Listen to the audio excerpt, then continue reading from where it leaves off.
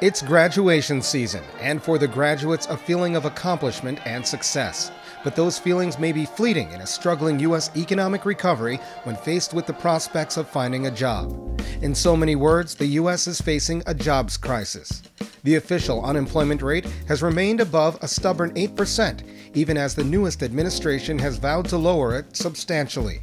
At the same time, the job market is bracing for a flood of recent college graduates who will be looking for work despite the odds. In this episode of In Focus, we'll meet students who are preparing for the daunting challenge of finding employment in a shaky U.S. recovery, and the experts who say they're in for the battle of their young lives.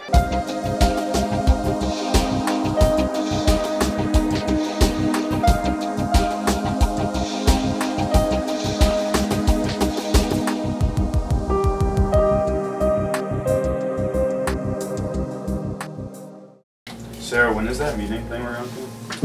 It is on Thursday. We start with Zachary Petroni, a college junior at the University of Michigan. These days, it seems like he's living to work instead of working to live. Yes, definitely. Yeah. I'm known in my little, because I'm in a class of 50. In a smaller program at the University of Michigan, and I'm known in my program as like the kid who sits in the library all hours of the day, and if you go in, I'll always be in there. They've even gone so far as to say that I have like a reserved seat. But Zach isn't working so hard just because he loves being industrious. He knows that now more than ever he needs to be pragmatic. In the U.S.'s current job market, Zach realizes that he faces extreme odds next year upon graduation. He'll be competing against people already looking for work in a challenging employment market with more experience, and his colleagues who will be setting out to pave their way in the working world after achieving their degrees. The problem students are facing is 53% of all college graduates are jobless or underemployed. That's according to an Associated Press report. Students are finding the challenges of trying to find a job in a tough nationwide job market. Although earning a college diploma still has its advantages, students like Zach are boosting their efforts to try to find a job for the near future. Although the job market may seem bleak, students like Zach are learning to be proactive.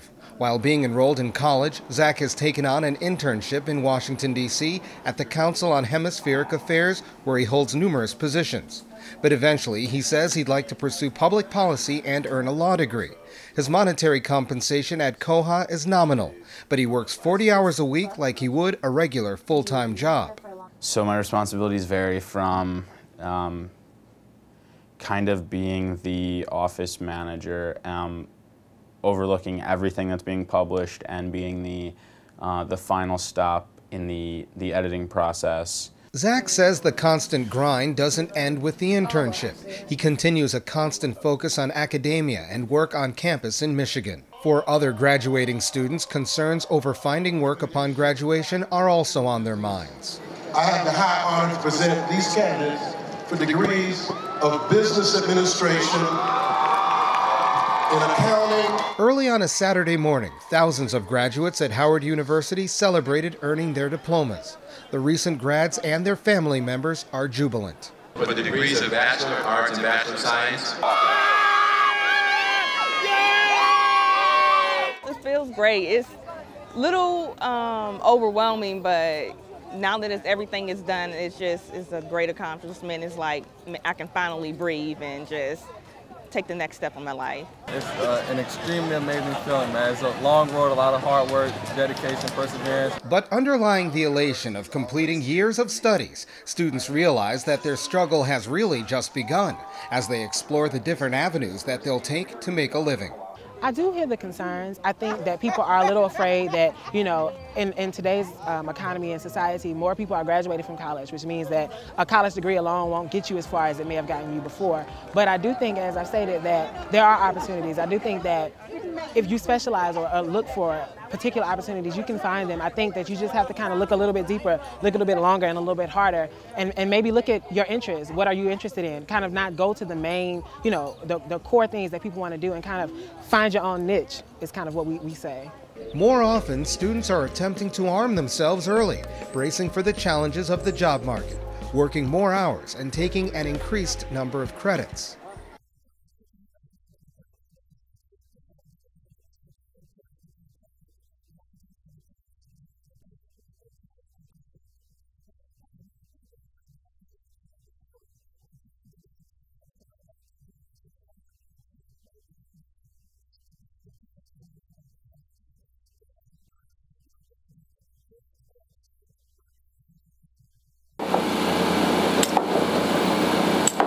As older workers retire or drop out of the workforce, the likelihood increases that new entrants into the U.S. labor force will have college degrees, stiffening competition.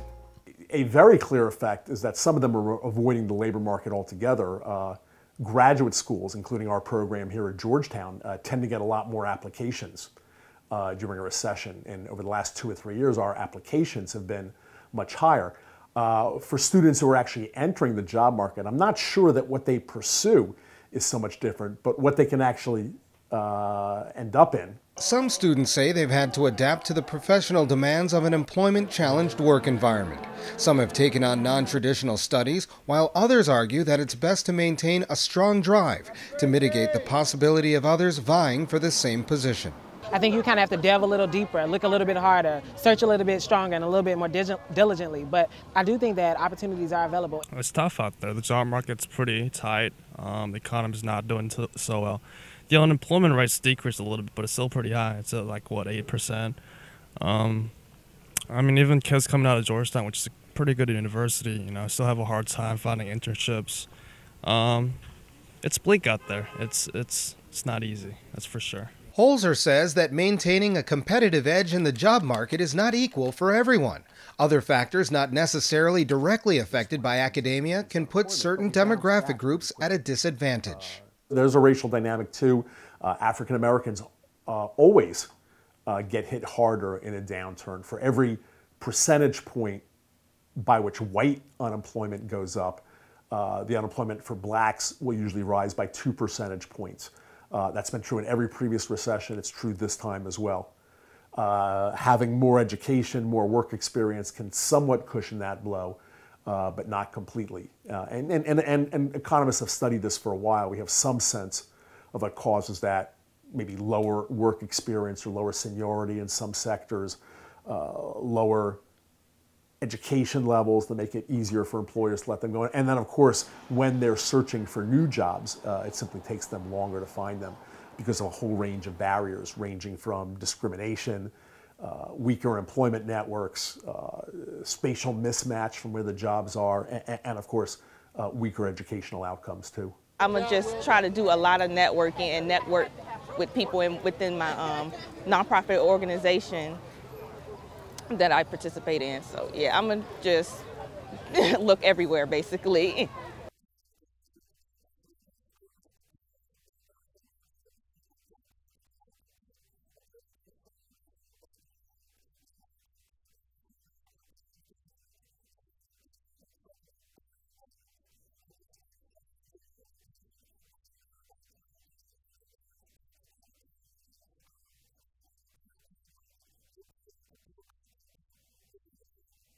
10% of student borrowers owe more than $54,000. Amounts have increased more than 5% since 2009.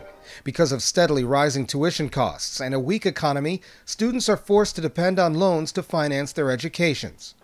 Akua Odi Boateng is familiar with college debt and the lengthy amount of time it will take to pay off.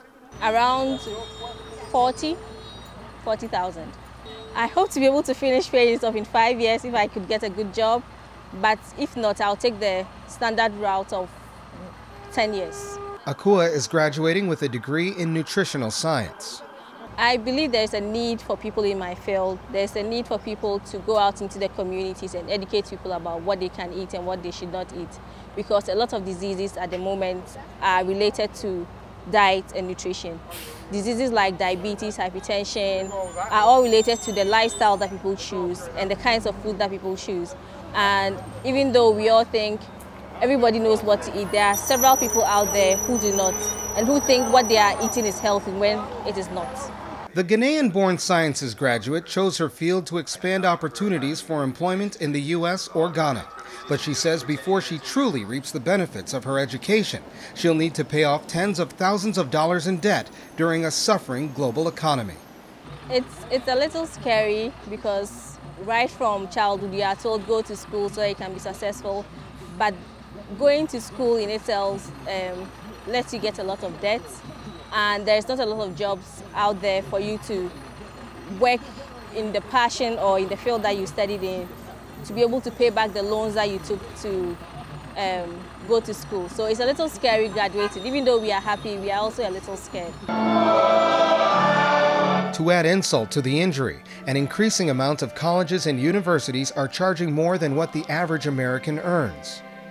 Well, it's hard. It's hard for students to find a job, and then two, a job that's able to pay for them to then go ahead and have a sustainable life after, to be able to pay the rent, to be able to pay the bills. So it's absolutely not the right place, especially when you're graduating. And a lot of my friends don't have jobs. So when you graduate with a liberal arts education, it's a little difficult to find something professional. I don't think it's as hard when you graduate with a degree that's more related to engineering or related to other fields, but a liberal arts education is tough. The number of secondary educational institutions with tuition fees totaling more than $50,000 a year for a single year rose to 123. That's up from 100 schools in 2010. At the same time, the national average wage for American workers is a little less than $42,000 a year, according to the Social Security Administration. Camilla Brennan graduated with a degree in international affairs from George Washington University, but she's unclear what her next direction will be. I feel like there are a lot of opportunities, but there's also a lot of competition, and being around, a lot of my students, my fellow graduates at GW, I realize a lot of them have done amazing things, and so just when you see the jobs listed, you just think about all your friends and okay, well, they're applying for the same positions that I am, and they're great people too. So it's just there's a lot of competition out there. Camilla's mother, Marlene, who holds a PhD, is worried about the debt that her daughter holds as she prepares for another round of school for a possible law degree. But she says she remains optimistic. I'm still concerned about whether or not she's prepared enough for the job market, believe it or not, even though now she's a college graduate. And we're still looking, when I say she is looking, but I am looking with her as to all the possible prospects that I ask friends, even in law firms or whatever, if they know of any positions that she could possibly fill. So we are looking together because it's very important. I think what is most important is to not lose hope, to keep whatever your plans are, to keep that vision that you have, to keep that in mind and keep moving forward and keep, like they say, when one door is closed, another door is open, and I really believe in looking for that open door.